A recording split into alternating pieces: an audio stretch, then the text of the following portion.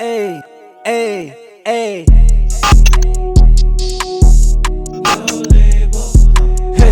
okay. Out to the pay, for the grass is always greener. I don't do no labels, I call it how I see it.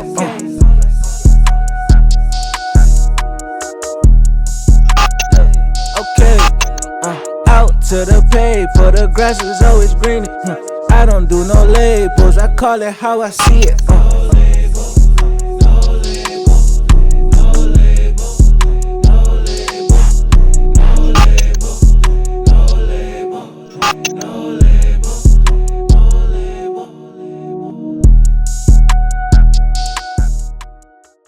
Yo, what's up, everybody? Welcome back to another episode of No Label, the podcast. Here, my boy Nell. Yep. Special shout outs to everybody that's been subscribing on YouTube as normal, liking, commenting, sharing on Instagram, Facebook, TikTok, X. Go over and head over to nolabelthepod.com. No. Absolutely. Sign up for the newsletter.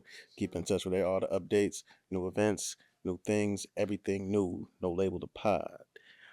Today we're sitting here with one of Buffalo's most prolific artists. You know what I'm saying? You may have driven through the city, seen a mural or two. You may have been at a cipher and heard him drop a couple bars. but his fingerprint is all over the Buffalo art scene, and it's one of those things that Buffalonians take pride in, is how artistic and how expressive our city is and how much pride we have in it. And we're honored to have, with EDREYS WAJED. How are you? Man, I'm great, man. Thank you for for the acknowledgement, man. You know what I mean? Just that the breadth of stuff that you mentioned, man. I appreciate that. Oh, no, It's always different hearing it. You know what I mean? Absolutely. You know what I mean? Yeah, and I grew up over in North Buffalo, and we used to always hang out in the alley over there, and we should just chill, BS, ride our bikes. And then I saw the artwork they decided to put up, and I saw it. I'm like, yo, these are fire. No, that's And dope. it was so dope. And then it's like it only made sense that you had your hand in that and had to have a dope. It's like Rakim. It's like, yeah, yep. yeah. It was that was part of the Hurdle Alley Mural Fest. That's what it was called. Mm-hmm. And so I pulled in my youngest son, who's also artistic. Both of them are artistic, but he's like probably far more prolific visual artist in the family. Mm-hmm. And so I pulled him in. I always pull him into my projects as often as I can. So that was a collaboration between us where I let him pretty much steer it. You know, That's dope. Yeah. That's It was, fire. yeah, it was interesting though, man. Just like I brought him in on the project, right? And he had his ideas, and so I had to we found ourselves kind of sparring. I'm like, oh, you know what? Let me fall back. You know what I'm saying? How you want to do this? Like, you know what I mean? Like this the part I'm gonna contribute, and so he pretty much the way it looks and the way it looked because it's about to be painted over this year. Mm-hmm. But the way it looks is because he pretty much was like that. You do this side, I do this side. It's like, all right. Fire. Yeah, and that's dope that you're in a position where you could pull your sons into the fold and just I was reading up on you and it seems like it's a family thing. Oh yeah. Absolutely. Yeah. The entire family. Yeah, it's a lineage that I come from. So my mother and my father both met at Buffalo State College in the art department. Nice. So you know what I mean. So Yeah. you just talk about that union first, and then have a sister that's 4 years older than me, Safana. She's also a visual artist. And then then I came 4 years later, obviously. So we had a household already just full of artistic stuff. My dad's a jewelry designer. He would build all the furniture in the house because we ain't had no bread type stuff. You know what I'm saying? That's crazy. Yeah, the university, because universities throw out trash all the time, what they consider trash, right? Which is just like last year's chairs, Mm-hmm. last year's desks, because they get new stuff. So my dad would just kind of salvage whatever, and he would just like make the chairs, dinner tables, stuff like that. And my mom was like, she was into sewing and, textiles and fabrics. So she was making a lot of our clothes. So just coming up, seeing that, I didn't know anything else, Yeah. But then fast forward, I married a woman who's also a culinary artist and the artist herself, visual artist. Fast forward to Iman and Emeka. Oh yeah, right on cue. That's super. Yeah. What kind of jewelry did your father make? All kinds of jewelry, man. My dad's story, one day maybe it'll be told, man. I gotta position myself so where I can sit him down and have him tell his story. It's like he's one of the first African American jewelry designers in Buffalo. Yeah, I would say that's rare. Yeah, that's hard. Yeah, man, in the like early 70s, like right out of college for him. So we're talking about like maybe 70, I don't know, maybe 71-ish, 72-ish, right on Allen Street. So you know where like where Teal spot is, and like Eye Candy and all that stuff, whatever. I forgot the name of the shops over there on Allen. But it's like right in that same block where he used to make jewelry. I think it was like 75 Allen. I feel like it was 75 Allen. But yeah, so anybody that came through town, my dad was pretty much doing the jewelry for them. Yeah, Nah, that's yeah, dope. word. That's Like dope. Sammy Davis and Rick James for sure. He did That's jewelry for Rick crazy. James. Yep. Yeah, so like anybody that was coming through the town, they would go to where he was. But he was the black guy behind the curtain, though. Yeah. You know what I'm saying? The Mhm. white part, the front part was a white establishment. He was the guy that was behind there doing all the actual work, though, all the diamond and all that That makes stuff. sense. It's the In same. the It's the same 70s. today. Yeah. Man. It's the same today. Cause like my brother-in-law, he's from Ghana, and his son is super into like rocks, minerals, like, Mhm. and he's diving heavy into it, and something in me is just like super happy to see him really touching base with that, because I traveled to Ghana and was just seeing, like, hearing about the mines and the mining of gold and stuff like that, and it's just like, yo, if our people can grab these mineral resources and have a passion for it and really do it the right way, Absolutely. Absolutely. I it's love that. it changed the whole game. I love that. I love that. I think, yeah, I love that sensibility because the way we do everything is different Mm-hmm. and it's innovative and it's groundbreaking automatically the minute we get our hands on it. You know? Yeah, they try to do it. They try to do their best to keep our hands off it, but Mhm. what's ours is ours. What's ours Or is have our ours. hands in it and contror it like the puppet masters. Mm-hmm. Yeah, for sure. Yeah, and we've been having a kick lately. Just like you familiar with Ibrahim Traore out of Burkina Faso? He's a leader. He's a leader, and he's been in office about 2 years now. Mhm. But he's kicked out all the Oh, Europeans yes, out of yes. Burkina Faso. Yes. He's I taking know over you're the talking about. mines and everything, and it's just like I'm gonna keep saying his name. I'm gonna say his name as many I'm times as glad I get you a chance, did. as long as I got a camera in front of me, because it's like that mentality is what will liberate our people and everything that will push us forward to where we need to be. It's like and every day with AI, with all the tech advancements, it's like they can't do that without the minerals. Absolutely. So it's like we have to understand the part we play in this. Like we have to And really establish, like, yo, this is ours. And everybody profits off of Africa except for Africans. Mm-hmm. That's for hundreds of years now. Mm-hmm. So that's what makes that even more, worth chiming in about and mentioning and bringing up, man. It's like, it's rich and as massive as that continent, not country, as big and rich as that continent is, and the people on it that inhabit it, and that the birthplace of civilized individual civilization and humankind, and we don't get nothing out of that. Come on. We're still living in poverty in Africa, Come on. but it's richness right under our feet, though. Every time. Yeah, so I'm glad you said Ibrahim's name. I know you're talking about now. Yes, sir. Every episode for the past, 6 or 7? And I'm gonna keep Educate, man. You got to. You Good. got to. So what was like your first artistic avenue when you were younger? From what I can remember, I remember just like, again, it was just like part of my natural. It's almost like asking the fish when's the first time it starts swimming. Like if you're born in the water, you don't know nothing other but water, you know? And so I don't remember like anything distinct besides always trying to imitate what my mother or my father was drawing, like what I saw on paper, because they would leave stuff all over the place, especially my dad. Like he was just drawing all the time. And he used to draw like figures, like human figures a lot. So my dad was like super into athletics and powerlifting and cross country running and stuff like that. So he was super into like the anatomy, deltoids and all. Like he was studying all these things.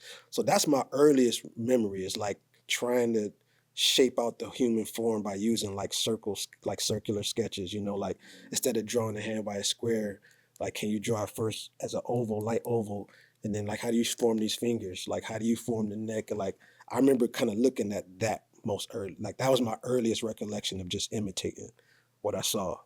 But then it just started to grow into its own, like especially when I got into comics.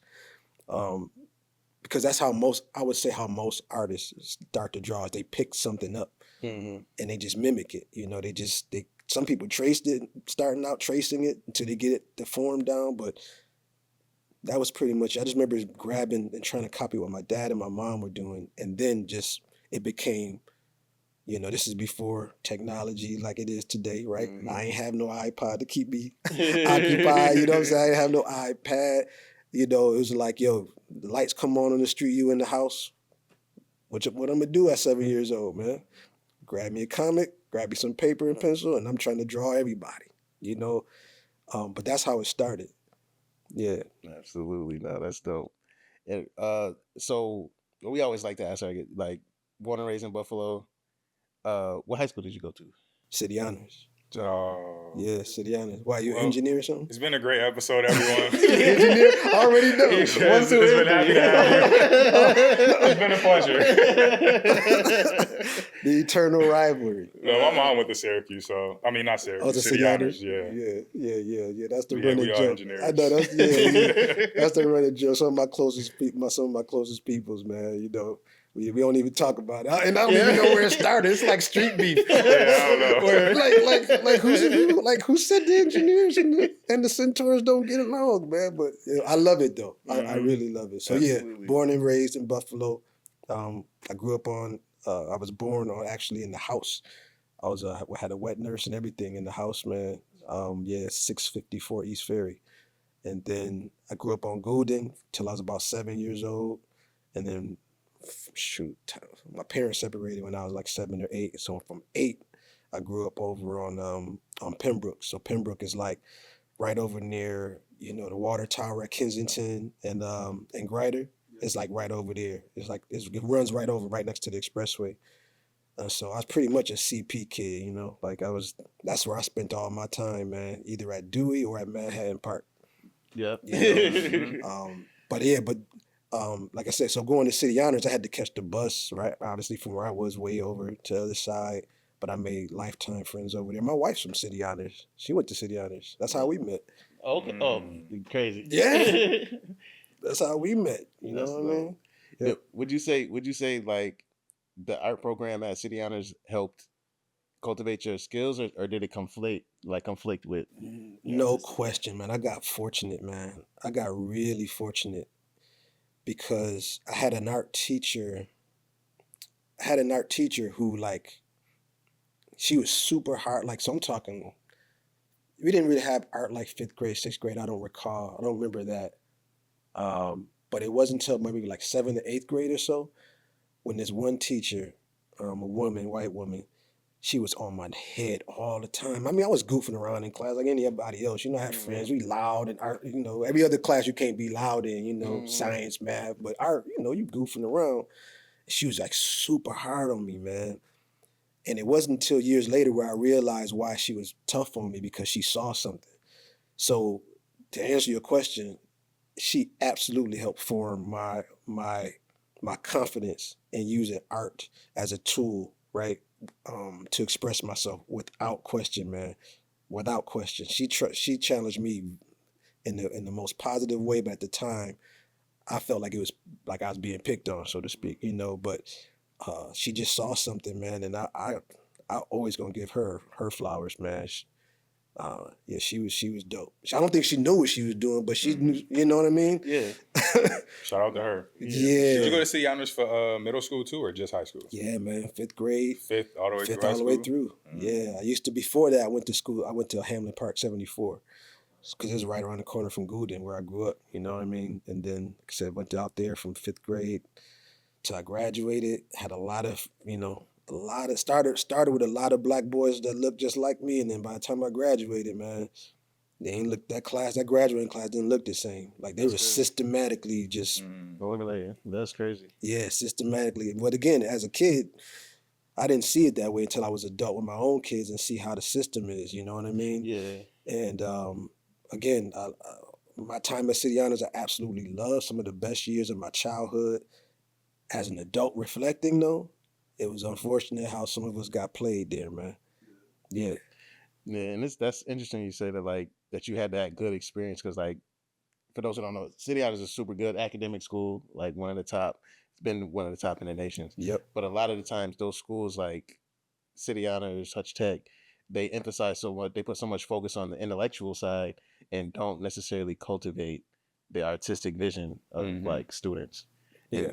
And I'm at a point now, like, I'm educated, Okay. and I'm conflicted, because I truly care about art, artistic expression, and all of that, but it's difficult to incorporate it within school education. Absolutely, absolutely. Because you got these boxes you got to check: performance, tests, all that stuff. Like all that stuff is absolutely important. But the entire, we just learn. Certain people just learn different ways. Exactly. We just different styles, man. And at this point in education, man, we still haven't fully embraced the importance of a well-rounded, like what well-rounded education looks like. You know, you should be able to push the arts into wherever you can get it into. Yeah, you know, every aspect. Every aspect. So like my discipline is like math. I love math, and it's people don't understand the connection between art and math. It's like I was like, what got me so deep is like, yo, if I can connect this, we can do anything. Absolutely, we can do man. anything. Oh yeah, that's a good point, because I used to teach visual arts. I used to be a high school teacher at Tapestry Charter High School. Okay. 2010 to 2016, and to your point about math and art, like there were projects that I had planned that we had to discuss math first before we even did the exercise. You know what I'm saying? Like, look, we're gonna make a grid that's 1/4 of an inch by 1/4 of an inch. And this is high school, bro. 2010, 2011, 12. They knew what 1/4 inch was. And I'm like, you know what I'm saying? Like, had to pull the ruler out. I took for granted and assumed that all kids at that point by high school, right, would understand the measurements on a ruler, right? But there's certain math that you have to do in order to do certain projects where a ruler is important, right? Where proportion is important. Proportion, yeah. Right? All those things are important. So I found myself having to be a sub kind of math teacher, right? In art, to show them that math was important, right? So to your point about art being important to math too, it's like, that's the harmony and that's the dance. That's the real recipe. That's the real recipe, man. Like, where can art coexist, and help the lesson to sink into the kid, you know? When did you figure out that math was such an important part of art? It's a great question, man.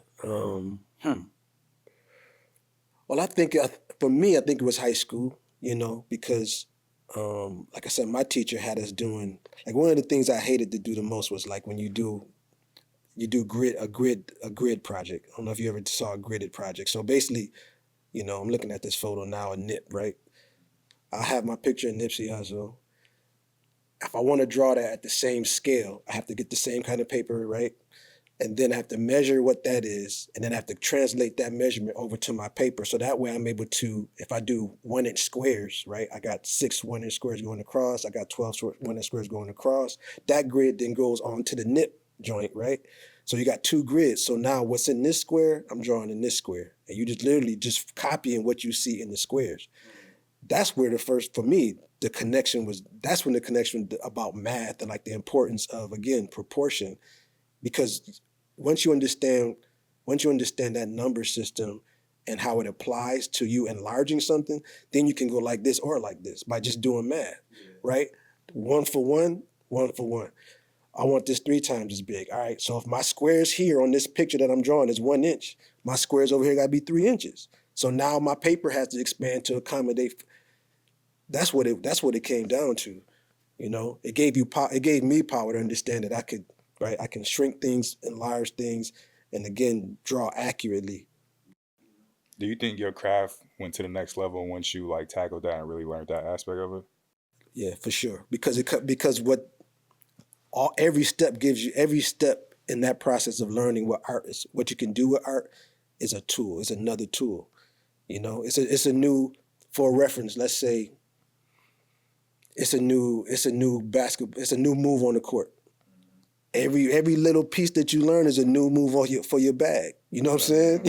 You know what I'm saying? The And kids when you were learn the new saying that, move. that's exactly what I was thinking of. Oh, yeah. I reference everything to basketball. Oh, so you understand? Yeah. That's the analogy, right? Mhm. I'm there, I'm shooting free throws, bam, bam, bam, boom. All right, I got that down. And she like, yo, you know, step back. Now, can you still shoot from here on your flat-footed though? You know what I'm saying? Okay, now you back at the three-point. Now how you going? Oh, now you got a jump shot now. Right? This ain't a free throw. Now it's a jump shot. Now what's the difference between that? Now can you come off of this cone? Can you come off? It's the same thing with art. Can you do it with a pencil? All right, you got the pencil down. All right, now let's lay some charcoal down. Can you do charcoal? How's charcoal a little different? How's crepe a little different? How's pastels a little different? How's watercolor different? You see what I'm saying? You start adding to your tools, but what's under the tools is still the premise that we just talked about. What's the principles and the basics? Everything else you just adding on. You just, you know what I mean? You showing your moves now, you know? Your Kyrie. Yeah. But it's like you Yep. can't be able to shoot and not dribble. You know what I'm saying? And that's what some people think about art when they say, oh, I see art, I want to be an artist. They just want to start right to the Hurdle Alley thing. They want to start there.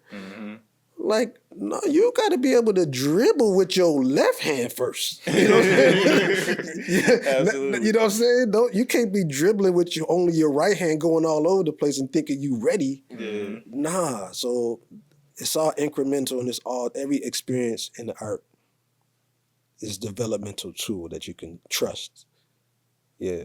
Absolutely. It makes me think of like, just touching on the math aspect. I've seen like what they consider like, oh, the great art from a lot of European painters, the Picassos, all those people, and they have like underlying thing with the proportions, like the golden ratio, Fibonacci sequence, and stuff like that. Have you ever chosen to like include that in any of your art? No, not intentionally. However, I think just from experience and what I read and what I ingest, as far as how the arts practice goes, like knowing about the masters, knowing about these, these golden means and these ratios and, all this sacred, they call it sacred mathematics, right? Even sacred mathematics that lie in how, Pharaoh's tombs and right, and like Colosseums, like all these things. Yeah, so it's there, again, it's there as a tool for whomever wants to delve that deep. But it's almost like, for me, I guess it's an undercurrent for me. Like it's in there. Like it automatically kind of seeps into some of my work, but I don't sit there mentally, and intentionally like I'm going to use blah blah blah to this.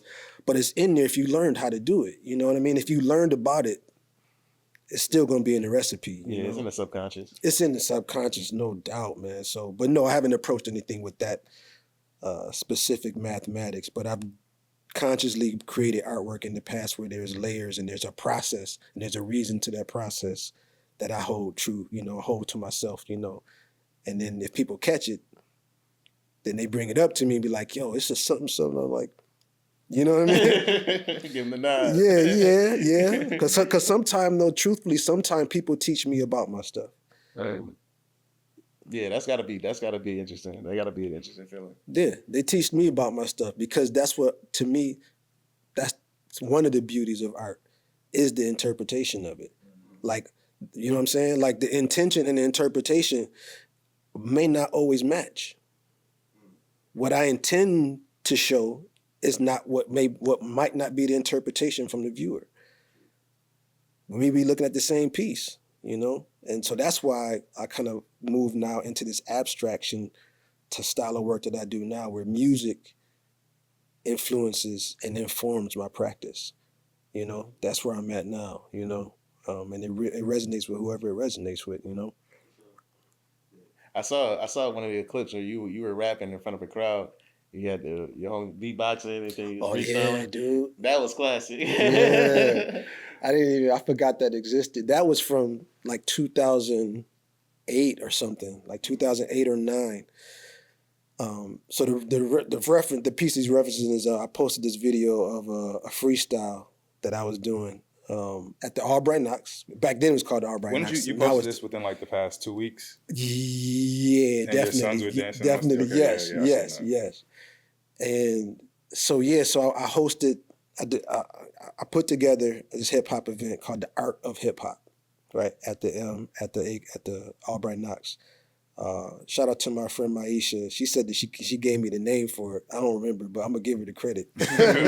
She's a smart woman. She's brilliant, and I'm sure that she gave me the name. So, the Art of Hip Hop is what it was called, and it featured all and highlighted all of the elements. So we had graffiti artists there, we had break dancers there, we had DJs, we had MCs. You know, the whole shot. And so I was emceeing it, just welcoming guests up and this and that. And my man just happened to be, co-hosting. He beatboxes. He just put me on the spot. Just started beatboxing. I just started freestyling, man. And yeah, I'm glad that we caught that on camera, man. That's the old me. Definitely. You don't got no bars no more?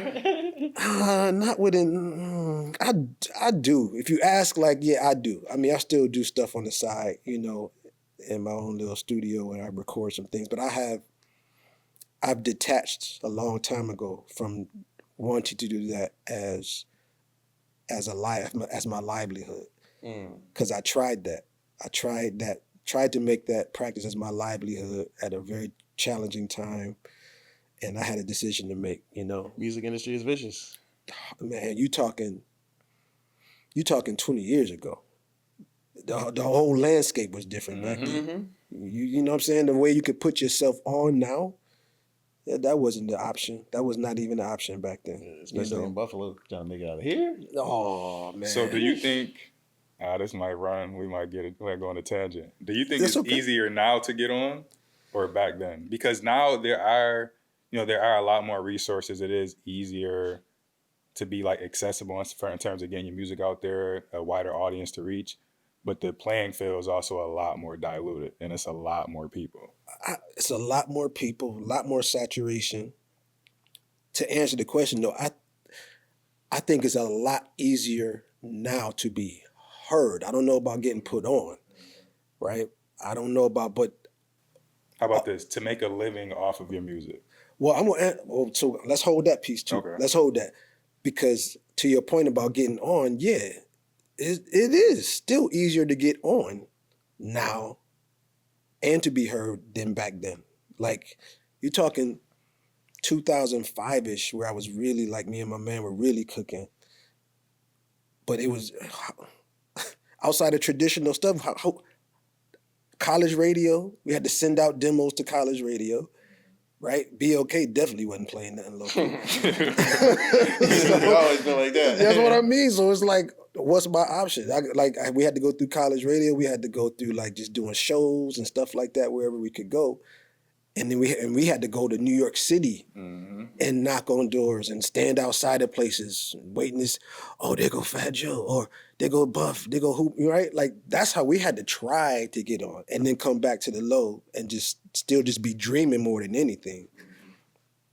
But now with technology, yes, it's saturated, it's bigger, it's more diluted in the sense, but the tangents are far shorter now. You know what I mean? We could press a button right now and touch base with somebody in Austria. Yes. Just like that. You know what I mean? So whether you making a hit or whether you're, blowing up or your connections are actually working, that's a whole different thing. But the ability to look at the no label pod and be like, yo, right? Now back in the day, if this was back in the day 20 years ago, you had to know somebody for y'all to even invite somebody in here. You know what I'm saying? But the technology allows for us to just be like, hey, yo, I'm seeing this, I like this, yo, whatever. So that's technology is a super tool, man, for anybody that's creative right now, especially in the music, I think, man. Even though it's noisy right now, man. It's noisy, So to that point that you're making, just like it don't take much, man, for somebody to just tomorrow say, I'm going to rap.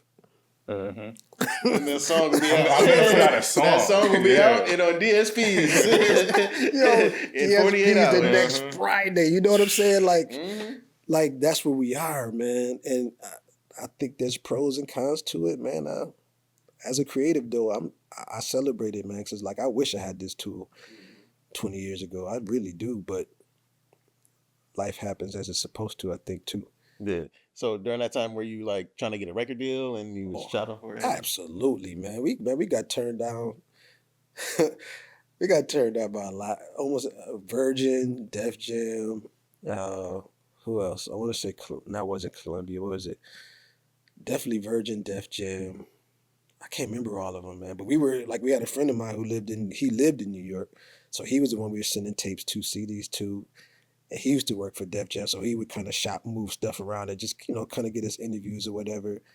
And it just wasn't like our stuff back then. The stuff that I was making back then was more like gangstarish, you know what I mean? My man was on the beats, I was rhyming, and then I went solo, and then that's when I solo. This is gaps between what I'm talking about, though. There's gaps. But yeah, so we were shopping demos and, the question we got the most is like, who do you sound like? Who do you pattern yourself after? That was the question they used to ask all the time. They used to hate that shit, didn't they? Oh man, dude, because if you come from the culture for real, that's the least of your concerns of who you sound like. You're not trying to sound like nobody. Exactly. From where I come from, For sure. like everybody sounded different and had their own thing, but like I said, that was 2000-ish, and they were just like that. By the time the machine was really the machine then. Yeah. You know what I'm saying? They know how to take somebody that look like somebody, sound like somebody. Let's go. We got the prepackaged template. Yeah. You know what I'm saying? Man, yeah. So we knocked on doors and all that, and then just luckily and lo and behold, Deep Thinker Records, my man Tone X. You heard that before? Yeah. It's local. He was around. Yeah. Who was talking about that? Not Grand Fee, but Hellbiz? no. He was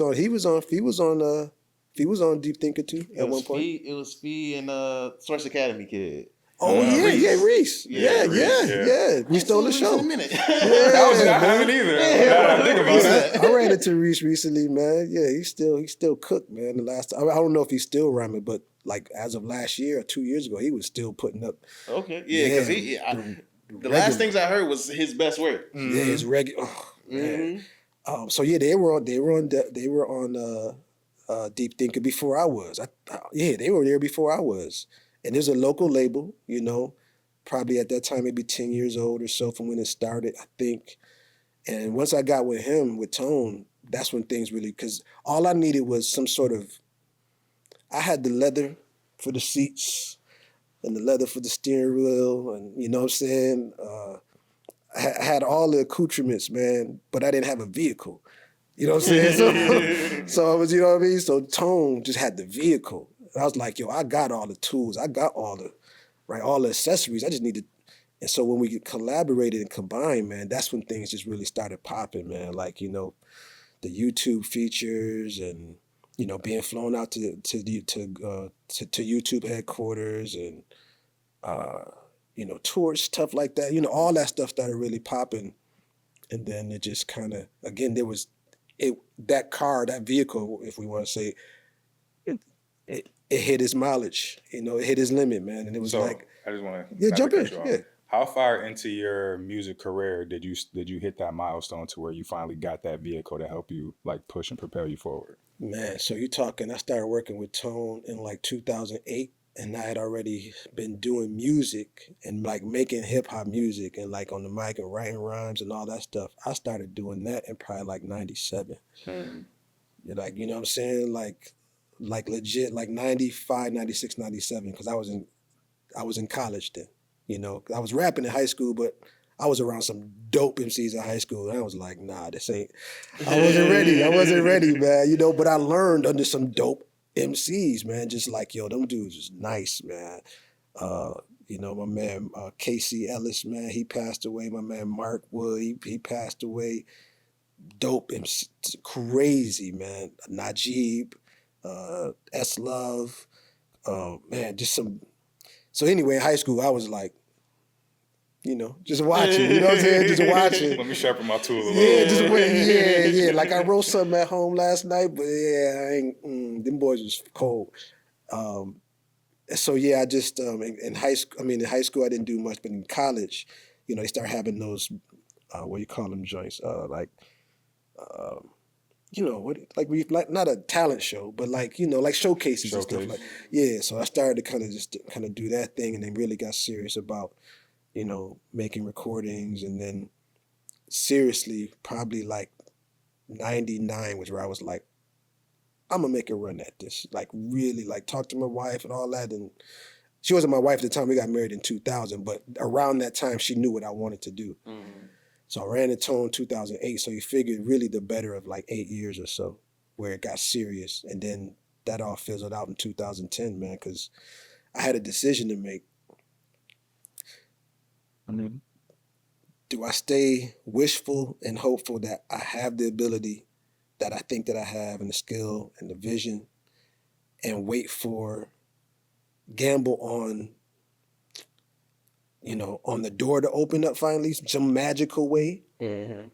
Or do I go take this job that's knocking on my door right now for me to go be a father, be a dad, and provide? That's a very tough. 2010, man. Mm-hmm. That's when I had to just be like, I made my run, man. I did what I could. I'm gonna go. And I was depressed, man. I was in a very depressed state for 6 years, man, because I stopped doing. Like I just completely stopped recording and doing all things pretty much artistic, because in my mind I was like, if I can't have it the way that I designed it, that I thought I should have it, I don't want it. And that's just. So I just became a teacher. I became a teacher, man. It resonates. It resonates. Yo, my first day of class, it was over the summer, so I had to go set up the classroom, right? They hired me 14 days before school started. Like that's a very short time. That's a short amount of time. Right. Mm-hmm. You want me to tell you the whole story? Or you ain't got the time? We got time. Go ahead. All right. So 2010, my video run and just doing it like on YouTube.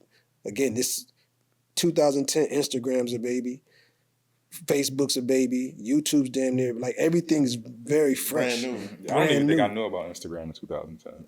Yeah. I think it might have just started. I think it was a baby, man. Mm-hmm. Like somebody camera as the icon. Yeah. So somebody can fact check that, like whatever Instagram started. Mm-hmm. But mind you, the two giants, Facebook and Instagram, were just kind of starting. MySpace was kind of fading out and all that stuff, right? And so like the videos had like 300,000 views, 500,000 views. Like, you know what I mean? Like authentic, dude. And when you got 1 million views like then, it was like different. And that's what I mean. Like I didn't have nothing to promote it. I couldn't take that link and put it in Instagram. I couldn't take that link, put it on Facebook. Like you wasn't even allowed to do that yet. Mm-hmm. And so it just organically grew. And so I'm like in my mind, like, yo, I really got something. And then I got a call from a friend of mine who I hadn't seen in years, and she left a message for me and was like, she said, when you're ready to grow up, give me a call. That was her message, man. And, you know, taking offense to it, but calling, right? Calling being, I'm at this stage where my wife's like, yo, what we doing? I'm like, babe, I'm this close. I can feel it, you know what I'm saying? I know, like, I didn't want to be that delusional kind of dude. Mm-hmm. Be like, babe, we had 2 kids, man. You know what I'm saying? Yeah. 2 babies. And so I called the lady, and she was like, we're looking for a teacher, blah, blah, blah. We can't seem to find anybody. Fit the bill, I think you'd be the one. And I'm like, that's not what I want. That's not my plan A. You know what I'm saying? And I was only trying to stick to plan A. So I went to the interview. There's 3 interviews. I went to the first interview, and I was kind of like I had no desperation because I didn't want it. Right? I knew how bad I needed a job, but I didn't want it. Mm-hmm.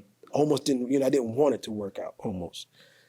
So I'm kind of aloof, at the interviews, just like, man, I don't want to be here. Get to the second round. I'm like, you know what I'm saying? Blah, blah, blah. Like really unprofessional, and that's something that I would normally do. And the third interview, the last question that I think it was the executive director or the principal asked me, she said, aren't you? She said, so this is great. Wouldn't it be cool for you to be here? Aren't you excited about, how people just kind of finish off a conversation? It's exciting. And I had to be the honest that I've been ever since, and having, if somebody's asked me something, I have to be authentic and richly, not mincing any words, man, like being direct. And I said, no. She's like, what do you mean you're not excited? What do you mean? I'm like, I said, I'm not. I said, I can sit here and tell you all the right answers, and I can walk out of here and receive a thank you for your time. We hired somebody else. So why am I going to go through this responding to you with something that I think is going to impress you? I said, you know whether you're going to hire me or not. And I just left it like that. Got in the car. I would call my wife. How'd it go? I told her what happened. Bruh. You what?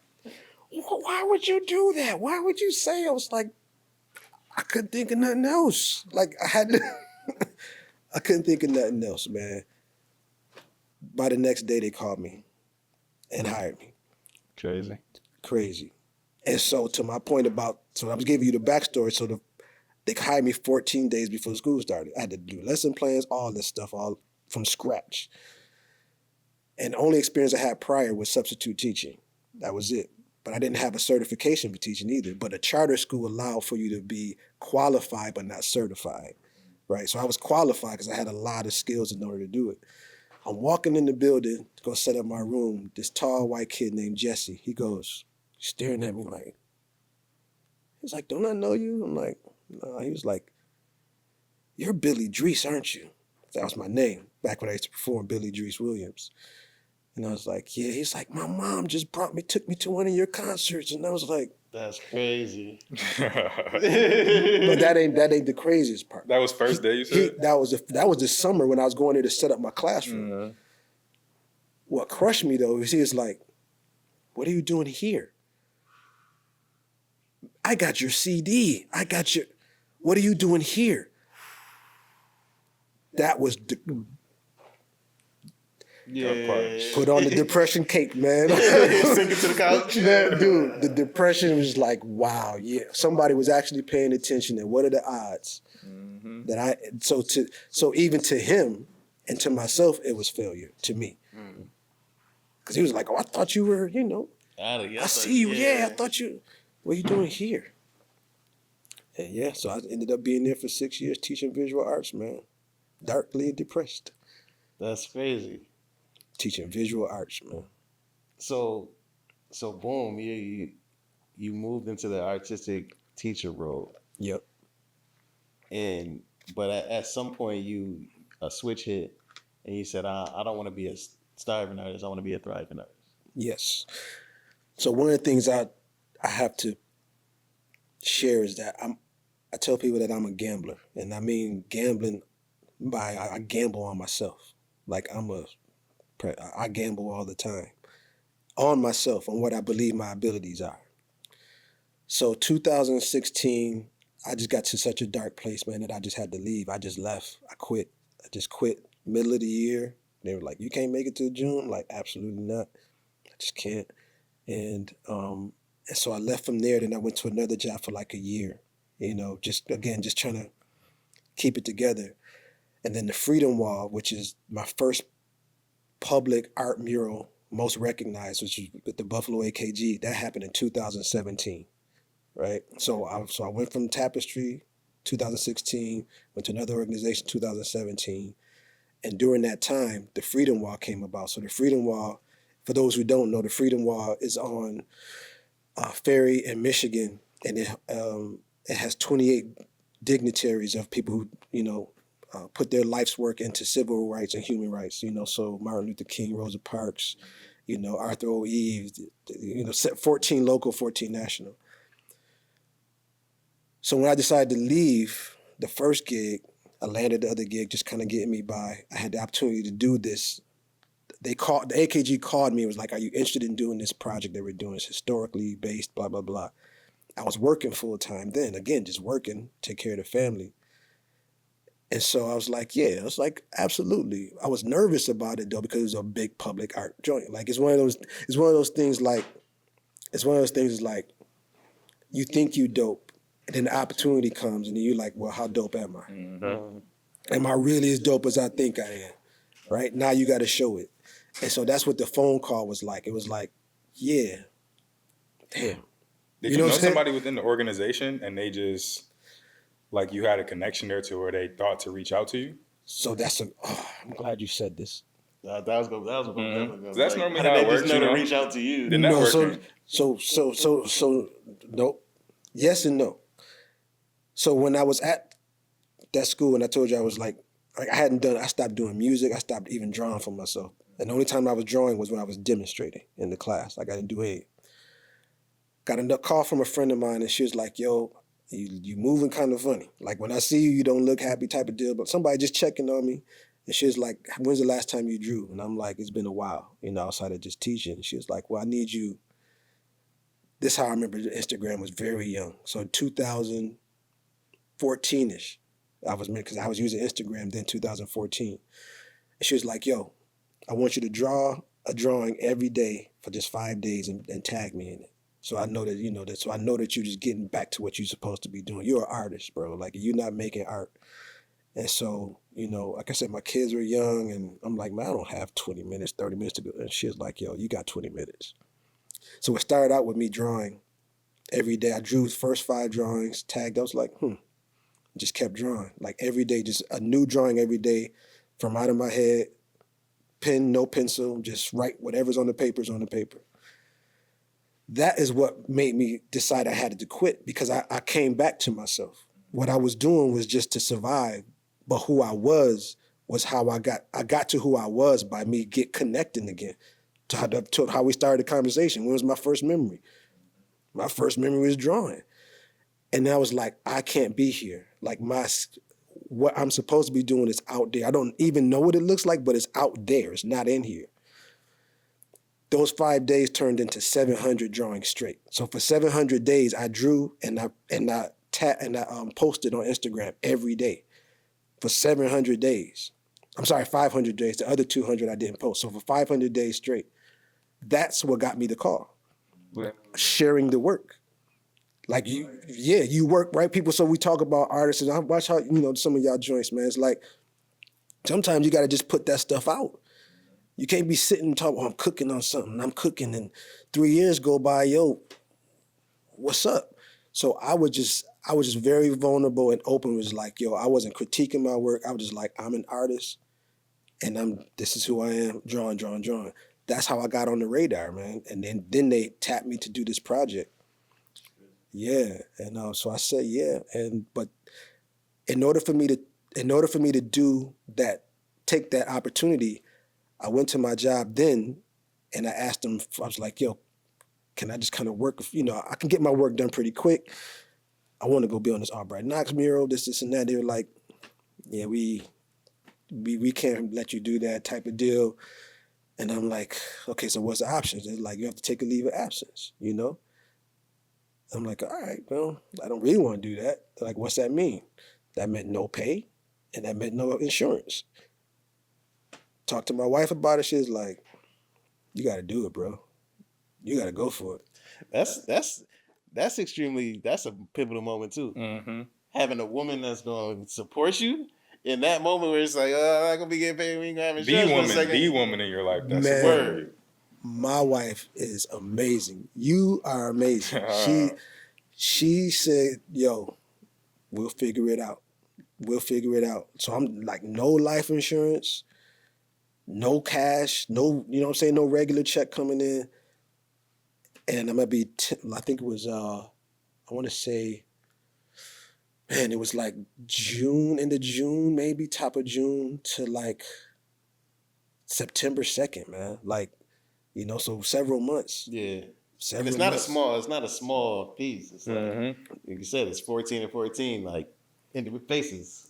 large. And I never knew that aspect of it, that it was 14 local, 14 national. Yeah, that was the compromise, because before they're gonna just do 28 just national people, but when the community came together, it was like, yo, there's some people here that's still alive that if they didn't send me to college, I would never go into college type. Like, you know what I mean? Like George K. Arthur's Arthur O. Eve, he's on there. Like, so people like that were like, nah, we need to honor. There's some people here that we need to honor. And so the institution took that into consideration, which I'm grateful for. I think that was a dope gesture, man, you know, for sure.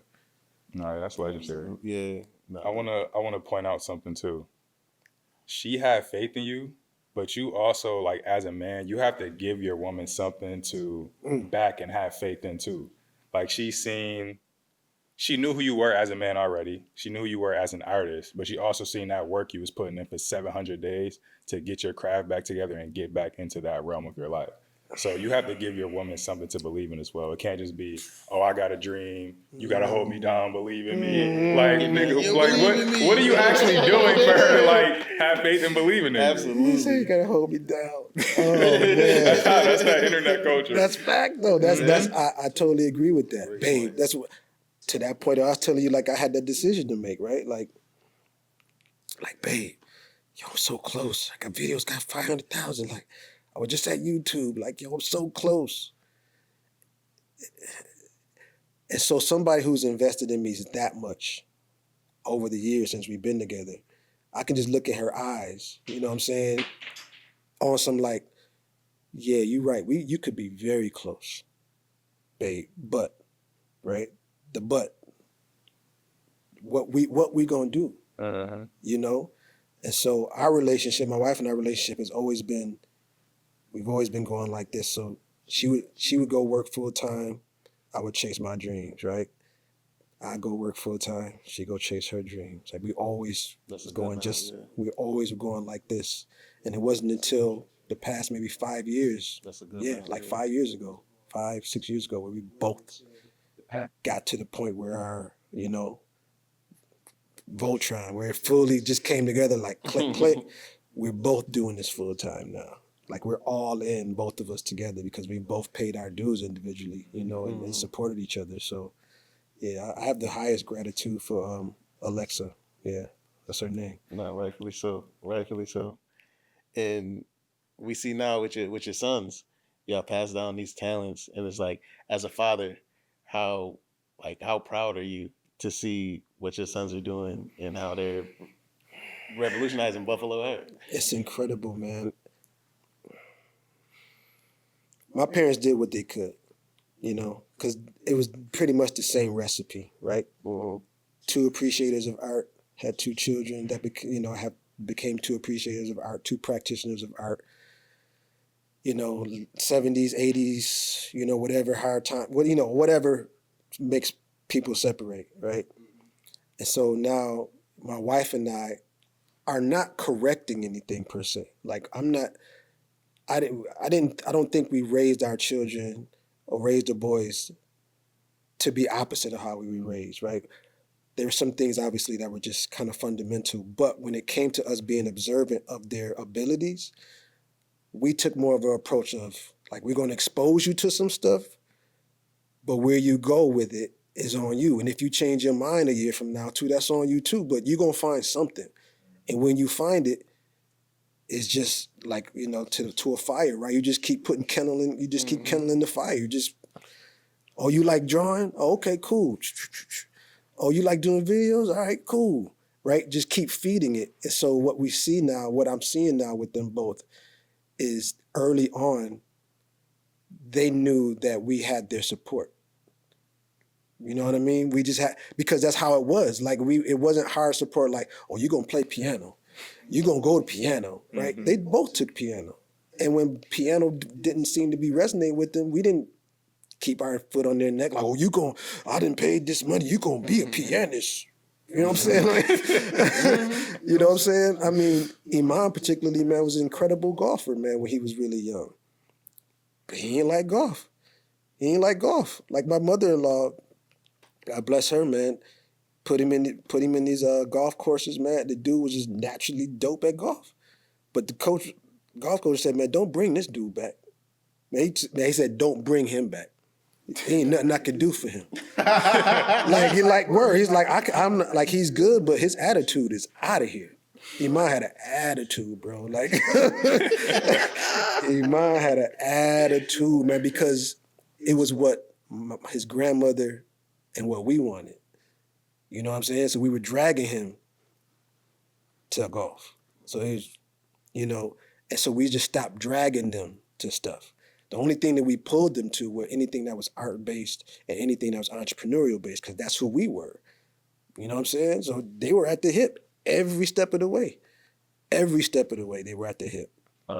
Every step. So to see what they're doing now, man, makes a lot of sense to me. And of course, I'm very proud. And it's because they're doing it because they want to. We're not making them do anything. And they're far beyond where we were at their age.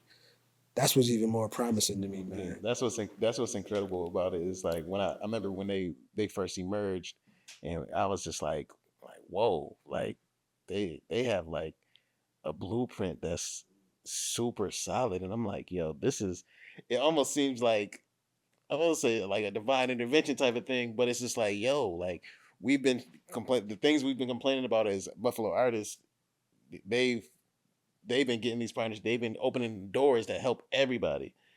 And I was just like, whoa. I'm like, yeah, this is super dope. I'm glad we got to sit down with them too. I'm proud of them, man. Yeah, yeah. Again, I agree that you said divine, because I feel like that. I feel like that, man. To be able to support them and to be able to witness, like, I'll just tell this short story, man. I don't have a lot of artwork from when I was in high school. Like, my mom didn't preserve a bunch of stuff, and nor did I. I was giving stuff away to my girlfriends and stuff. You know what I'm saying? Drawing stuff, just like, oh, here.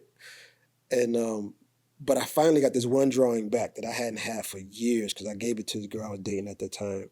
And her mom was like, yo, y'all both married. She live over here. You come get your artwork, man. I'm gonna need your artwork.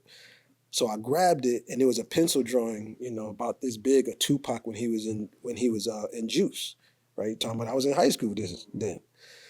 I thought it was one of the dopest drawings I ever did, especially at that age. Incredible piece. Finally got it back, and I told Mecca. Mecca's the visual artist, the more prominent visual artist. I won't say prominent, but he the coldest. He cold. He cold. And I showed him, like, remember that drawing I told you about, man? I told you I was your age, man. Did the whole little.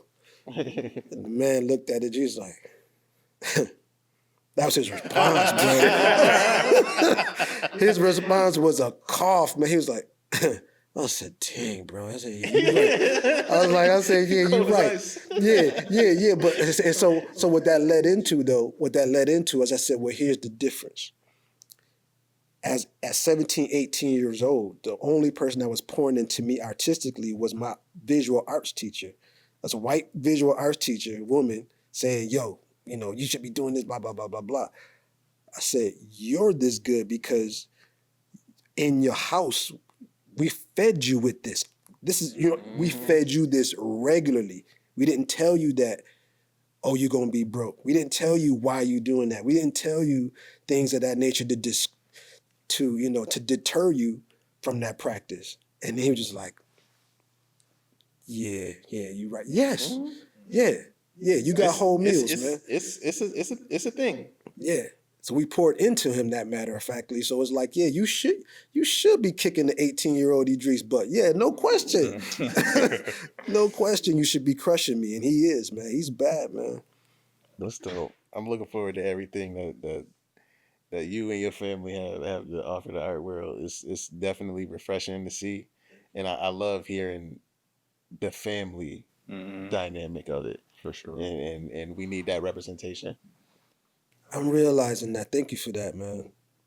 Thank you for that. Because I didn't come, like I said, outside of it being my mom and dad, obviously when they divorced, I didn't see the viability of a family working together entrepreneurially and artistically. I didn't see it.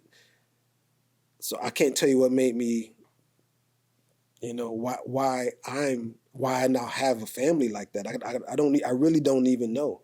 why, but I'm grateful for it. Like I'm super grateful as to how it's how it's transforming, man, and what it's contributing to community. You know, that's big on that's big for us, man. Like how can we influence community? So if in the least it's seeing a Black married couple with two sons that are, following in their footsteps as well as making their own, if that is what resonates with somebody in the community, okay, right, okay, cool. I can uphold that expectation or that duty or that that inspiration, at least. Mhm. That's I remember when we had them on BFR, we had them on last season. And Iman said that you gave the first, because we were talking about books, we're all avid readers. One of the Dope. first books that you gave him was As a Man Thinketh. James Allen. What do you remember what age that was when you gave it to him and why you decided this is now the time I want to hand you this book over? That's a great question, man. I feel like I must have given it to him when he was like 13. I feel like he was about 12 or 13.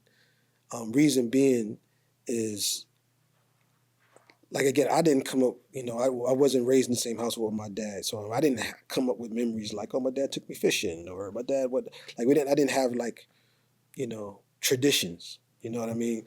So one of the things once I knew we had, we're having children and things, I was like, I gotta create some sort of something. And I'm a big reader. I get reading from my dad. My dad's an incredible reader. My dad is the one who put me on to that book, right? As a Man Thinketh. And so around that time, 13, 14, I think that's when I probably introduced him to it, because at that time as well, I was teaching him how to cut hair.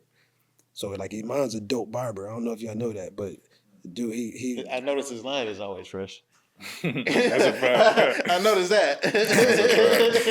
yo, the kid, man, he's a. So I taught myself how to cut hair at 14, right? Because my mom just like, yo, she bought me a pair of clippers for my birthday and was like, yo, you gotta figure out how to cut your hair, right? This ain't no YouTube tutorials or nothing like that. You know what I'm saying? 1988. And so I taught myself how to cut hair. That became like a way for me. I fed myself. I put money in my pocket all throughout high school, all throughout college, even to my adult years by cutting hair. So when I had a son, obviously with Iman, that was one of the first things. I was like, yo, I taught myself how to cut hair. Taught myself how to cut hair at 14. Teach you how to cut your hair at 14. And I just remember being those times that I was starting to feed him with these little, right, entrepreneurship, reading, right, knowledge of self, like all those things. So it was around that time when I taught him how to cut. Yep. Yeah, that's a book that I go back to often because it's a small It's book. a short read, it's like 7 40 principles. pages. Yeah. But it's a book that I go to probably like once a year just to Same. like refresh and get my mindset back together. You may derail or get depressed or whatever it is. So that's definitely a great nugget to have as a young man, any father, anybody out there. Yeah, man, that's one of my favorite books, man. I bought it. I just repurchased it again, maybe like a couple months ago, because the first one I had was really little, like this. My dad gave me this one, and so now I just kind of buy a few extras, and if I think of somebody, like it's a short read, man. I love people that read. I love to hear that you guys read. That's dope. What's another book that you recommend or you should read now? Oh man, there's so many, man. But the basics, I would say my Bible. I call it my Bible, and not to be sacrilegious, to anybody's sacred text. But for me, it's Think and Grow Rich by Napoleon Hill. Napoleon Hill's. That's a great one. Dude. My book is. I bought that book in like 98, 99 in New York City when we were shopping, all that stuff. I remember buying that joint there. It's got tape all over it. The pages are yellow and gold looking now. It's old, but it's taped up together. That's what I mean. It's like a Bible. You know how your grandmother's Bible all taped up, got sticky notes out of it. Like that's the book I refer to the most, man. The principles in there are incredible, man, and they still stand to stand the test of time for the most part, I think. Absolutely. My pops gave me a Napoleon Hill book. That's one of the first books I remember my dad giving me. Wow. It was I want to say it was Outwitting the Devil by Napoleon Hill. Oh, I didn't get that one yet. That one is good. I got that on my Amazon cart. That joint is that conversation with yourself of that other thing trying to convince you to not. Wow. Like What's it called? Outwitting the Devil. Outwitting the devil. I don't know about that one. Yeah, Okay. That's a great Napoleon. Yeah. Okay. Oh, dope. All right, it's on my list then. Yeah. You gonna jump in the top 5? Yeah. So we got a top 5 segment. So this top 5 is because I think it'll be a good conversation just from the two different generations. Who are your top 5? It's the great debate. You know what I'm about to say. Top 5 hip hop artists of all time. Like my favorite. Yeah, your personal. We can do your personal favorite. Because I feel like there's like that's what makes this difficult is that we don't have metrics and people go by different metrics. And that's why it's constantly an argument. It's always an argument. And then people go off of emotions because of like your emotions attached to how that artist made you feel. But that don't mean that, right? For me, man, I ain't never think I'd be asked this question, man. Like no label, man. Right? That's what I'm saying. No label. I done watched so many videos of dudes like, yo, who they talking? I'm sitting there watching them like, who they gonna say? I didn't know I was gonna be in this seat like that, man. Dang. First and foremost, man, Nas is absolutely, if Nas is not on anybody's top 5 list, we don't need to have no further discussion. Fact. We just, you don't even need to hear my 2, 3, 4, and 5. Like if we're having a discussion about top 5, Nas has to be in it. It's a fact. The dude was a wizard at 16 years old, man. Wrote Illmatic before he was 18. When I was 12. Man, come on, man. Jesus. Come on, man. Come on, man. Live at the barbecue. Come on, man. Come on, man. Come on. Everybody knew when they heard his voice that he was going to be a problem. I know that I did. I would say top 5, man. I got to say, it's so hard, though, because I got to say KRS-One. I'll put it like this. My top 5 are my building blocks. Okay. Like who I take was like keep in my pocket. KRS-One. And this is not in 1 through 5, just so KRS-One for sure, because he was the most conscious rapper who made it still sound dope, who still wore, in my philosophy video had the cement black 3s, the Jordan 3s on, like Dapper. He was rocking Dapper Dan in the video, like, and was still kicking knowledge and was a homeless. He was homeless.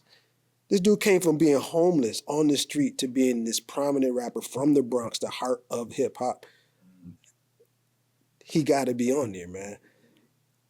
This dude made, in 1987, 88 or whatever, I think it was, he made the song Self-Destruction. You heard that before, right? There hasn't been Self-Destruction since. Self-Destruction was full of the hottest rappers at that time. Big Daddy Kane, MC Light, Heavy D, Dougie Fresh, Public Enemy, right? KRS-One put that together. He put that together. So off of that, like just the little measurements and things of that nature, the impact, right? Nas, KRS. I gotta go with Rakim. For me. Rakim changed the dynamic of how people approach rhyming. People still rhyme in that to this day. He changed the dynamic. And the paradigm. Now the last 2. Hold on. Now, just for like our younger listeners. Yes. Explain what you mean by he changed the dynamic. Okay, good. So Rakim is on my list because prior to that, you talk at 85, 87, everything was pretty much upbeat, up tempo, and people were like, there was more expression in the rhyme. It's almost like either they were rhyming with a smile on their face or rhyming with a grimace on their face, There was more animation. A lot more animation, like just in the articulation, how they rhyme, you know what I'm saying? Today's topic, self-destruction. It ain't just a rap audience that's bugging, but here come Rakim, I take 7 MCs, put them in a line. It was like he just shifted the whole thing to make it sound like he was just talking. It seemed like he had no enthusiasm, but he was so chill and so cold, and he looked cold-blooded too. The dude ain't smile. He linked up. You know what I'm saying? He looked like a hustler, in New York City, sitting on the Benz. Like, I'm like, yo, that dude hard. With the Dapper Dan on. Yeah. Dapper Dan out. Eric B in the cut. Eric B, no smile, nobody smiling, right? And so when he came in, he shifted everything to this real serious demeanor to me. Like he just shifted it to this, and his rhyme style was all different too, man. Like the way he was weaving words together was different than I had heard anybody weave words together, man. You know, so that's what I mean by shifted. Then I think the industry started like, how do we make another Rakim? You couldn't, but it just changed people's beat selection, right? It started slowing things down a little bit. But he spawned a lot of people that started to, you know, really have that street edge in their rhyme and still be cool. Like Cool G Rap is a child of Rakim.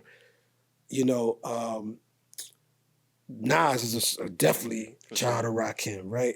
Like, so it's a long list of dudes that I'm came thinking from. Jay-Z would be the child of Rakim too, right? Yeah. Oh yeah, man. Thank you for that. Yes, thank you for that. So yeah, during that time, that's who people would listen to. Like, oh, he's dope. Like he's dope. So him and Big Daddy Kane to me are like, they got to share the same slot for me, man. Like if I got to pick one, I'll go to Rakim. The last two, I would say I cannot go without saying Kendrick. Kendrick is another one who shifted things to me. He's consistently, over the past 5 albums or whatever he's dropped. He's Kendrick's biggest fan right here. Really? Is that sarcasm? I love Kendrick. Was like It's There's sarcasm. a different type. There's a different type of Kendrick. Like Kendrick is my guy, undoubtedly. Got you. Well, like Ab-Soul introduced me to Kendrick Lamar, which allowed me to like. Ab-Soul cold though. So if you noticed a little grin go up on his face when you said Kendrick, he tried to hold it in. No, Kendrick got to be on that list. So Pete, so Kendrick dropped "To Pimp a Butterfly" on my birthday. Ooh, he sent a message to you. Surprise album. It's a jazz album. I used to play saxophone. Like he says he got this song about Nelson Mandela at the end. Yeah. My name's Nelson. I was like, this is for me. Like Kendrick is like, you always my dog. That's like, dope. I can't never like not Kendrick. That's dope. Yeah. No. So no, because he's a student. You can tell that he's a student. Mm-hmm. That's why. Like I can tell that he's a student and he studied everybody. And he still is unique in his own way, you know. But he's shown that he can write rhymes. He shows he can be vulnerable. He shows that he can tell stories, actual life stories. He tells you he can be fictional, metaphors, similes, entendres, you name it. And he can battle. Like, he's fully rounded as an MC to me, man. And that's outside of, like, the acclaim and the records and the Pulitzer Prize. That's all that aside. Like, as an MC, he's cold to me. So the fifth one, man, that's actually easy. It's LL Cool J. I had a feeling he was gonna say LL. It's LL Cool J. And the only reason I don't like adding LL is because more as of late, outside of his latest album that he just dropped, which is pretty impressive. I was impressed with it. But this dude got on when he was 16 years old. And he had a long run by himself, not with a crew, by himself. Battled Cannabis, battled Kumo D, battled MC Hammer, battled Ice-T. Like, you know what I'm saying? It was nothing that he couldn't do. Like, he was the same way as Kendrick is to me. Like, he was able to just show that the man can make records for ladies. He can make records for the streets. He can make records for the club. He can battle and chew you out. Like, and his run to me was remarkable, man. And he pretty much started Def Jam, man. Mm-hmm. You know what I Kept the mean? lights on for sure. He was the reason who he was to me. He Turn the lights on. turn the lights on. But he was the one. Like, if you think about the way when he got on, when he put, when he was on Def Jam. To me, he's the one who made everybody want that Def Jam logo as a rappers, right? To PEs, to the Beasties, to, you fast forward to DMX, to Jay, like. That Def Jam emblem, man, was dope at the vision of Russell Simmons, but LL was the first. Mm-hmm. He was the first, man. So that would be my five. You said man. he was the first rap superstar. He was, no question, to me. Movies? To me. The TV show. TV show. I forgot about the TV show. Mm-hmm. Yeah. Never took the hat off. Yeah, till I never. And I always wondered that. See, that's the funny thing about social media. Like now we get to see things. Back then, we never would have. You know what I mean? Yeah. It was just like, well, we never gonna see his. You know, he's always gonna have the Kango hat on. It's just what it is. We didn't even know if he had hair. Like that's how you know what I'm saying? Like we literally had no idea whether he had waves under there, no hat, no hair. Like we had no idea, dude. All you just see him in the Word Up magazine, rap video, concert, but you just never knew. That's funny. Yeah, man. That's super cool. So I think that's, and I'm sure when watching this back, I'm probably gonna change it, but I think that's my 5 though. LL, No, that's KRS, Kendrick, Nas, Rakim. Yeah. absolutely. It's a solid 5. But they old heads though. That's the other part. That's where it gets questionable because people are like, "Well, you ain't got Jay-Z on there." But You I think ain't got- it's good. Yeah, that's why it's your favorite though. Yeah, that's mine. Yeah, that's what I'm saying. It's Yeah, mine. and I always like introducing this younger generation, the internet babies, to what came before you. We don't want that information to get lost. That's important. Yeah, history would be rewritten and retold by somebody, whether from the culture or not from the culture, really quickly, man. In a heartbeat. For sure. In a heartbeat. What's yours? Mine? Nas, Kendrick.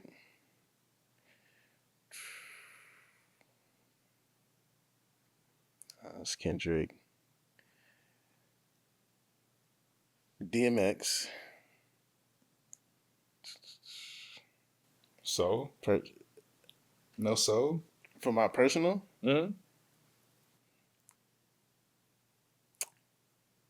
yes and no. But I don't know. I feel Come like back that's to him. Come back to him. yeah. All right. So who after him? So I got Nas, Kendrick, DMX. I want to say Nipsey is on there for me, and I'll throw Pac on there just for like the impact he had. Okay, so Nas, Kendrick, DMX, Nipsey, Pop. Nipsey, Pop. So does Solo fit anywhere in there? If you gotta knock somebody off, like If I gotta knock somebody out, that's hard. yeah, I probably would take out Pac, but that's only because like Pac taught me how to articulate myself. Dope. Yeah. So I watched the videos when he was 17 doing the interviews, and it was just like, wait, he could articulate himself. I was like, Sure. oh, I can do that. Sharp. And that's what gave me permission to express that. But Soul helped introduce me to like my higher self. Dope. Yeah. So and it was just like I remember seeing the cover art for Control Systems. Yeah, the Tree of Life. And I just remember I was so stuck on it, and I'm just like, what does this mean? And I jumped in the rabbit hole, and You became side effects. jumped out with the side effects. You know what I'm saying? But I like Soul is an artist that like nothing can change how like the impact he had on me. Yep. Yeah, for sure. Mine is pretty quick. That's the pleasure about going last in this debate. Cole, Nipsey, Wayne, Nas, Future. Wow. Pluto. Wow. So my dad introduced me to Nas early on. So Made You Look Freestyle is like the first hip hop song that I heard where I was like, yo, this is something crazy. Like this, what he's talking about, I don't really understand it, but the way he's putting it together. Wow. That's amazing. Yeah. That's amazing that it impressed you like that. Considering the music that was out. You know what I mean? It's crazy too, because I remember back in the day, like as a little kid, me and my cousins, similar, experience, except I didn't even know the song. But like my cousins will always be like, "Ha, made you look," they would keep saying that. I was like, "What does that mean? What does that mean?" And then getting older and finally like going back and listening to everything. Like I went back and listened to that Nas album. I can't Illmatic? remember right now. Yeah, Illmatic. And got to study it. And then when I found it, I'm like, Oh, okay. Like this, it really transcended like generations, like moving forward type shit. And he looked so young too. That He was another thing. Yeah, he was that young. Yeah, that's the It's beauty of it. it's funny too because when you think about it, like a lot of the rappers from like '90s and stuff like that, a lot of them was young. Like starting like you think about Mobb Deep, they was like 16. Yes. Like Yeah, man. Teenagers, man. Nas wrote Illmatic when he was what, 15? Yes. Yeah. Yep. Crazy. That's insane. Insane. Crazy. Insane, man. But yeah, Nas's longevity is what definitely puts him in everybody's top 5 too. Like the King's Disease series with him and Hit Boy, Unbelievable. some of his best work at the age he's at and how long he's been in the game. Unbelievable. So you gotta, For sure. Our next segment is we have a third eye segment. So where we touch on just maybe not so popular opinions or conspiracy theory, spirituality. We always like to just jump around those topics. So I remember when we sat down with Iman, I was asking about his name, Wajed. Only time I ever heard the name was when I was like studying ancient Egypt and just understanding Black origins there. So my question: Were you the first one with the last name Wajed, or was it your father? my dad. So so my parents, my mom, my dad, my sister. I come from a pretty much traditional Black family. You know what I mean? Baptist background type of deal. But in the 70s, early 70s, before I was born, my dad taught himself like how to read and write Arabic. Right. In doing that, then he was granted a scholarship, and so he studied abroad. Like he went abroad. That's crazy in the 70s. Dude, That's crazy in the 70s. yes. So he got a scholarship, went abroad, and then, and you also got to think about like what was going on in the 70s too, like, Farrakhan's and, things of that nature. And then, Muhammad Ali changed his name from Cassius Clay to Muhammad Ali, to Lou Alcindor changing to Kareem Abdul-Jabbar. So like Blackness, you know what I'm saying? Black power, learning about Al-Islam and all of those things of that nature. What's his name? Minister Louis Farrakhan. Elijah Muhammad. Elijah Muhammad. Yeah, right. So all those teachings. So you couple all that, and my dad was just part of that. Just kind of like, I need to change. This enslaved name type of deal. Like, so when he came back, I pretty much was born. I was the only one in my family born with the name EDREYS WAJED. So the name shifted then to Wajed, which is the finder of truth. And so everybody had a, Islamic name. And so I'm the second generation, of the Wajed. So Iman is, third. So it's very fresh. Absolutely. Yeah, it's very fresh. That's definitely powerful because I was looking into it when I was doing my studies and just like learn about like the Djed pillar and all of those, like it's like the backbone and the foundation of what we represent and just like things that our people bring to this planet. I got that I got a tattoo of the Djed over here too, because that's part of like all of that nature, Medi nature, all that's part of what the Wajed, that's part of it, Yeah, it all ties in. Yeah, absolutely. And a lot of the things that what made Egypt so profound was the art, but what they incorporated was a functionality into it with the images, the pictures having multiple meanings and just being able to really like speak to not just the conscious mind but the subconscious mind also. Absolutely. Through picture. And just from your artistic standpoint, like how much of the impact of that self-knowledge like guided you throughout your journey? It's a great question too, man. I think one of the things is that being that I had an odd name, so to speak, that people couldn't, there was nobody around. There's nobody around me that had a name similar to me. You know what I mean? Like it was just me, my sister, my dad, and my mother. Everybody else had, Jonathan, Mike, Anthony, Kevin, whatever. And so for a long time, I'd already felt kind of odd because I was always the only person that was into the arts. Even that wasn't a thing when I was a kid. You know, people like, oh, Dre's drawing again. Oh, that's Dre's drawing. You know, people, I used to get ribbed on and stuff, all that stuff, you know, just childhood stuff, whatever. So you add on the fact that I had this different name, but I knew that it had a meaning. So Idris means, or Idris is a derivative of Idris, Idris. My dad just spelled it different, which also just, the lineage to that is also just like through Jehuti and or the ibis bird, right? Like there's iterations of it that go pretty far back. Some people call it thof.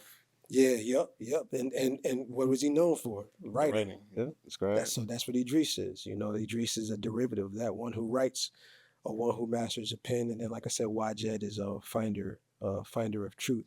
So that's what I would kind of lean on when I was kind of confused about where do I fit in, you know, like who am I type of deal.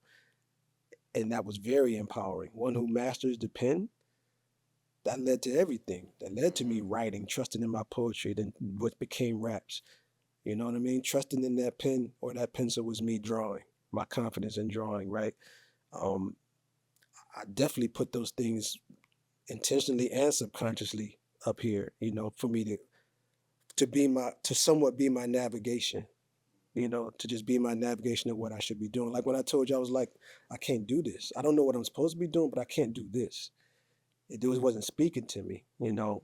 And so now out in the world as a visual artist, I can't say that I wouldn't be a visual artist if my name was, you know, Eric, you know, Eric Thomas or something. I don't know. But the fact that my name is Edreys Wajed, I can certainly say has had impact on the things that I've chose to do. Absolutely. Yeah, and I know just from my experience, I know I had a different level of peace once I've had that knowledge of self and that inner knowing. And it's a lot of times you see everything that's going on in the world right now, it can be super unsettling. But having the confidence of just knowing, like, I know who I am, I know who my people are, where we come from, our culture, it gives some solace to the chaos that we see in the world. I agree. Again, as a navigation, like you gotta have something. You gotta have a to me like a point, and like my dad used to explain to me, like a point in the center, like on anything that's moving in movement, there's a vortex there, like there's a center to it. Always try to get back to that. You know what I mean? Always try to get back to that center. So all those things, knowledge of self, and you know, knowing your why. You know, even investigating, asking yourself why. You know what I mean? We do a lot of things out of tradition, out of condition, out of expectation. We don't, when you ask why, then those things start to become a little more fragile. And you got to start, you know what I mean? You got to start ticking at that and really start combing away. Like, why? Why do I do such and such? Why am I this way? Why? I think that's an important thing to ask, man. And I don't think you ever get there if you don't stop to ponder like deeper meanings and things of like who you are. Right? Absolutely. Like in the book that we talked about, right? Know thyself. Know thyself. Yeah, and one of my, like, what I treat kind of like my Bible is the Hermetic laws, 7 Hermetic laws. What's the book? The Kabbalion by 3 initiates, and it covers the universal laws. But one thing my last question is something I've been pondering a lot as of late has been narrative, and just how stories are being told and the perspective is being told from. As an artist, how important is it to control your narrative and tell your story versus allowing somebody else to do it for you? Man, it's an interesting. First of all, the short answer is it's very important for whether you're an artist or anything otherwise I won't say control your narrative, but be very mindful of constructing the narrative. Like constructing the narrative to me is doing the work, and that's different work than preserving the narrative to me, right? Like you're constructing it by standing on whatever it is that you're doing. You're constructing and building the narrative through demonstration. right? My dad told me when I was young, they told me two things when I was young. He told me, he said, he said, uh, he said, it's not what you know, it's what you can demonstrate, right? And then he didn't, and he also said, don't tell me what you believe, tell me what you know. So it's like these steps, like, don't tell me what you believe, tell me what you know. All right, don't tell me what you know, show me what you can demonstrate, right? Oh, I know how to shoot. Show me. You don't know how to shoot. You don't know how to shoot, right? Mhm. Can you demonstrate what you say you know, right? And then you got to detach from what from what you believe. But so the narrative piece, like, construct your narrative is by you doing the work. You're demonstrating it. But then preserving it is by to me, is consistency of you doing whatever that thing is. Because every time you do the thing, you leave your imprint. You leave an imprint and you leave an impact. You know what I mean? And so, but there's a fine line between preservation and boastfulness to me. Like, boastfulness is, y'all know I did such and such. Yo, you know I'm this, you know I started this. Like, and there's merit to that though. I feel like that sometimes. To say, yo, you don't even know everything that I did. Like, you don't even like. But that's when I lean back on what I constructed. So the narrative that I constructed is tangible. You can go see the work that I've done without me standing there. Right? You can go listen to the music and see the video that I've done without me being there, physically there. Like, I'm not crying out for attention or anything of that. But if I'm asked specifically about a particular thing and it's about what's more accurate, I'm defending the narrative. That's far different too. Right? So there's the construction, there's the preservation, and there's the defending of the narrative. So all three I'm prepared to do. You know what I mean? Absolutely. Yeah. Yeah. That's what's needed in this day and age. Because I from what I've been seeing, it's just like when I came into like knowledge itself, it was probably like 2012, heavy 2012, and I saw these great teachers and all this information, but there wasn't as much application of it. Yeah. And in that, I feel like that's causing a lot of great values to be lost in our in our culture today. Like, a lot of these kids are like, I'm in the school, so I can see they're thirsty for that information, but there's not enough demonstration that will continue to propel that narrative. And it's like, it's tough. It's tough for me. And it's like, and you see certain teachers from then who they're asking for donations, or they don't have that solid foundation of like being able to sustain themselves in this era. And it's heartbreaking. Yeah, I agree. Yeah. But it's good to hear. I'm thankful for your perspective on like, do you think that's strategically done by others to like kind of not silence them, but make it very difficult for them to be those type of teachers that we need? I think so. I think. Yeah, I think. Do you think it's solely that though? Like, Well, is that the biggest issue of why we don't have that? My thought is this. Some people get into particular lines of work or vocations, regardless how big the systems are, because they really believe they have compassion for whoever's being served. They have a compassion for that. So like teachers, for example, right? You have a skill set and you have ability and a way of communicating what it is that you know to share it with some students, right? In that, you have some compassion for them, right? You have some compassion and care for them. That's why you show up every day.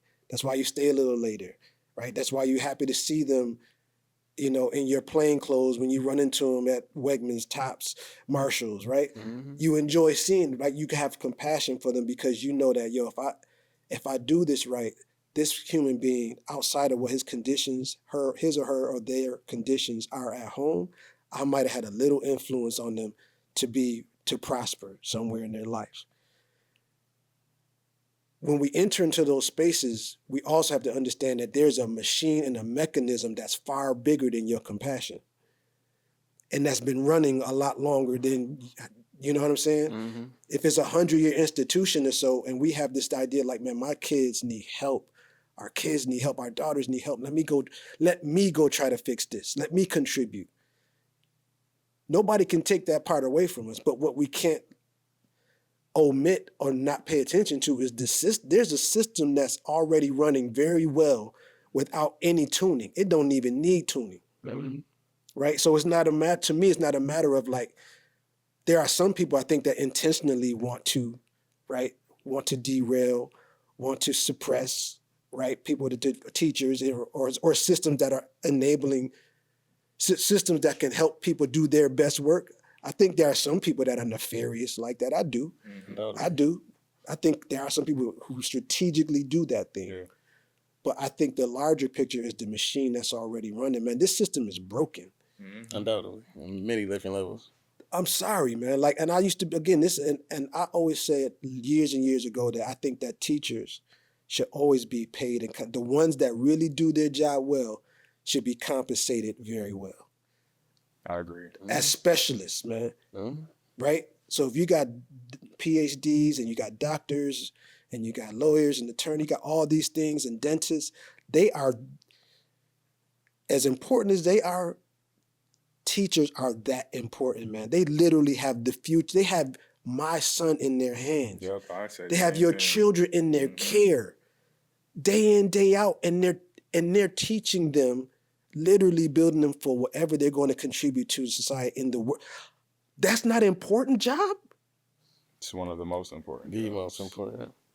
What could be more important than that? What future do we have if we don't? What could be more important to that?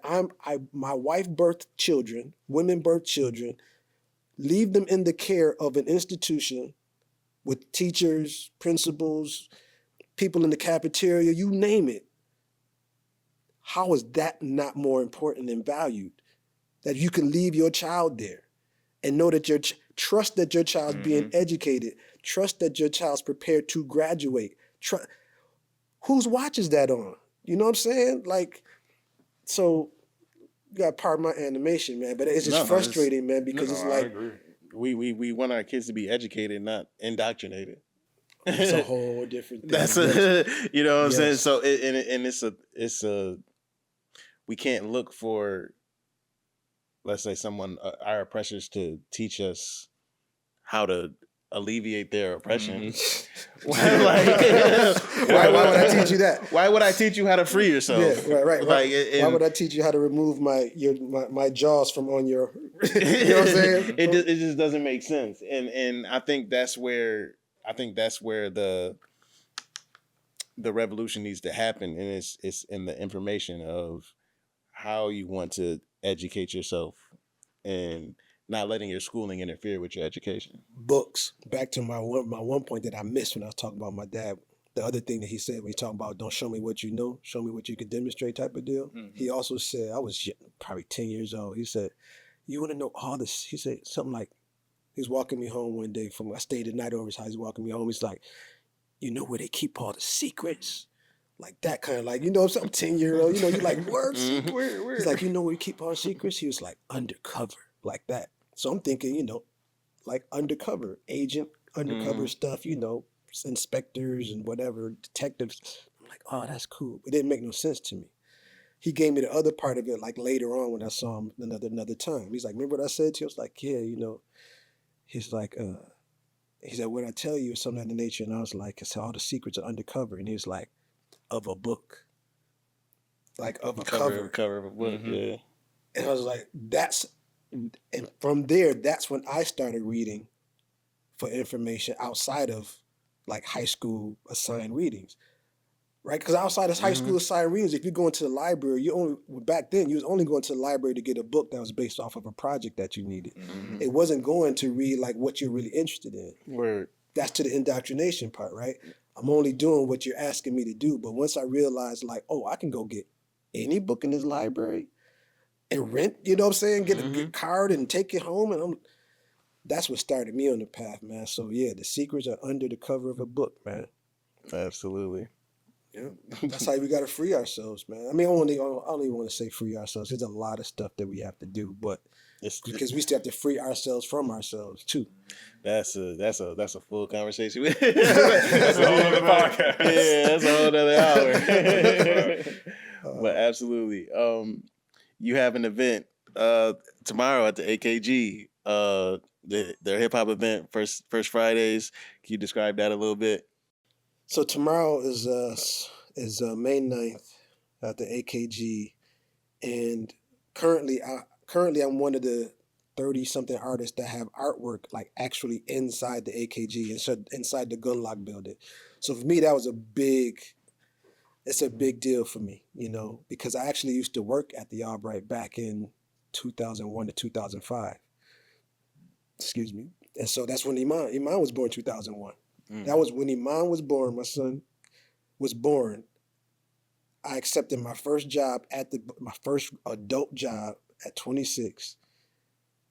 October like 15th or something like that, 2001, and Iman was born November 12th, 2000, like the next month. I landed that job at the AKG.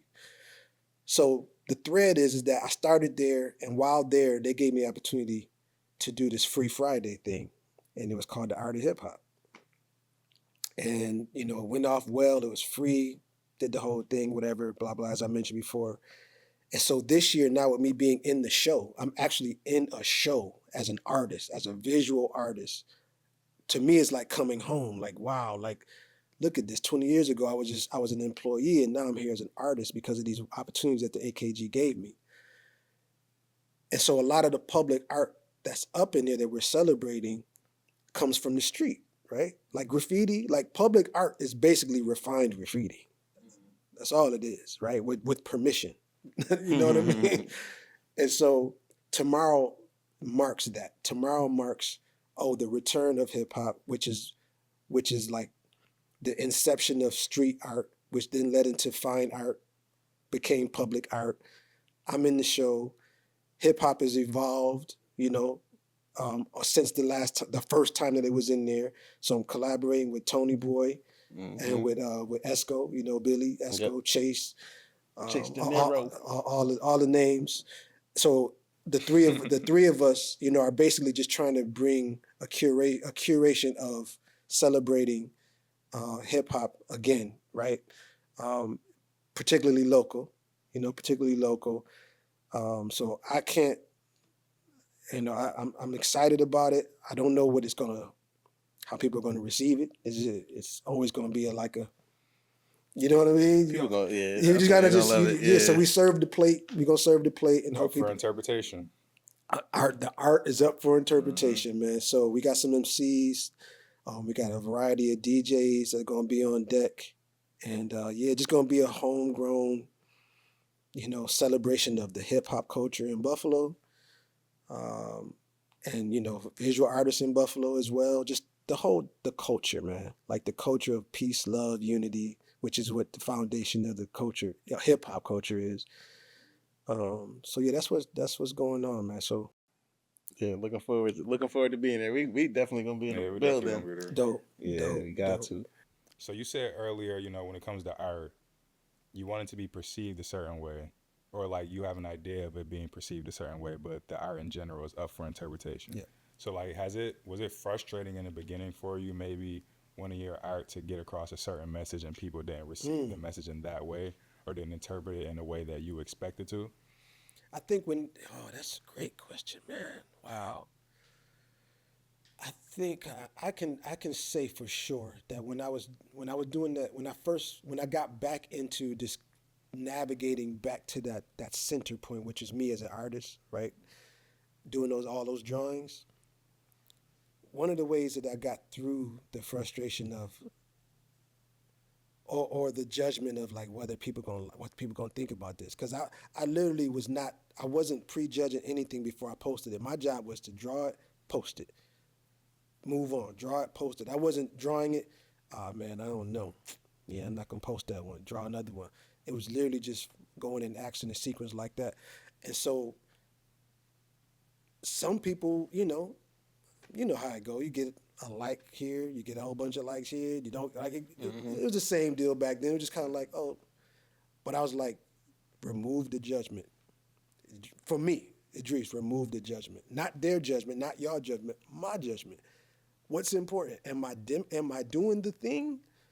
That's the only question I needed to answer, man. Am I doing the thing? Yes. Your job's done. Do the thing.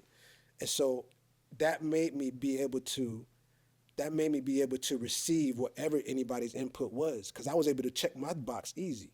Did I do the thing? Yep. What'd you think about it? Well, I thought such and such, or I was offended, or it doesn't look like, or I'm not giving you a yes or no. I was just like, Well, yeah. yeah, You know what I mean? Yeah, it's more like that. So, but in other cases, I have to be very mindful of other people's feedback when it comes to commission work, right? Because that's an exchange at that point. That's not me just doing my thing. If I'm just doing my thing, however it's received out there, I cannot take offense to. But if somebody's telling me, hey, you got to do this Freedom Wall project, we need you to be able to draw Harriet Tubman, we need you to be able to draw William Wells Brown, W.E.B. Du Bois, you know what I mean, Fannie Lou Hamer, I can't just go up there and leave it for interpretation. No, it's got to be on. Like, it's got to be spot on, right? So there is where I have to be open for that kind of criticism or that kind of conversation of how it's interpreted, like how it's received, right? So it's like, does it look like Harriet Tubman? Yeah. Again, they got my box checked in, right? Yep. Right? But on the other side of it, the critique was people would be like, how come Tupac's not up there? How come, you know what I mean? Like, how come Nipsey not up there? How come my grandmother's not there, right? That's also part of the judgment of artwork too. That's me receiving criticism as well. Like, I have to be, like, that's interpretation too. Like, the interpretation, like, good job, but you're missing, you know what I'm saying? 3 people. You're missing the grandma down the street. Like, I can't separate from that either. But that's not my job to control. That's not my job to control how it's received. I can only do the best with the intention of what the task calls for. You know what I mean?